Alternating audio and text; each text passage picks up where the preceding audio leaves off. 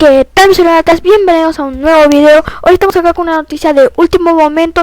Posibilidades de que la tienda de Steam podría haber sido hackeada a nivel mundial. Ahorita es una información de último momento. Por favor, si están en Steam descargando algo o están a punto de tirar Steam, por favor, no entiendan. Hay posibilidades de que Steam esté hackeado. La información te la dejaré acá abajito en la descripción, ya que muchos usuarios han reportado problemas con su biblioteca sobre juegos que no tienen y que no corresponde a veces a su cuenta y que a veces Steam está en ruso. Esta información la tengo acá mismo y les voy a leer un poco. La plataforma online de Valve podría haber sufrido un hackeo a nivel mundial, provocando que algunos usuarios vean bibliotecas que no son suyas y en algunos casos viendo caracteres en ruso en la interfaz.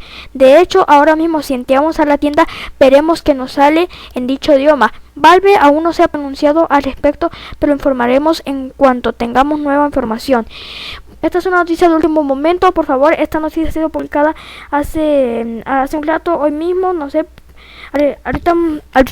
También en esa misma página van a poder encontrar una imagen donde se mira todo en ruso, en francés, en diferentes idiomas. Así que por ahora esténse pendientes para más información. Esta fue una noticia de último momento entregada por MacJoy Noticias MD. Les traeré más información respecto a este hackeo, si fue cierto, si hubo daños.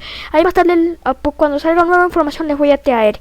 Bueno, y esto sería todo. Espero que estén informados respecto a esto. Regálame tu like si te ha gustado y suscríbete para saber todo lo que pasa en el mundo de gaming, tecnología, entretenimiento y respecto a esta noticia. Yo soy MacJoy y nos estaremos viendo en un siguiente video. Estén pendientes por si sale nueva información. El link de esta página donde estoy leyendo esto estará acá abajito en la descripción. Bueno, nos vemos hasta un siguiente video.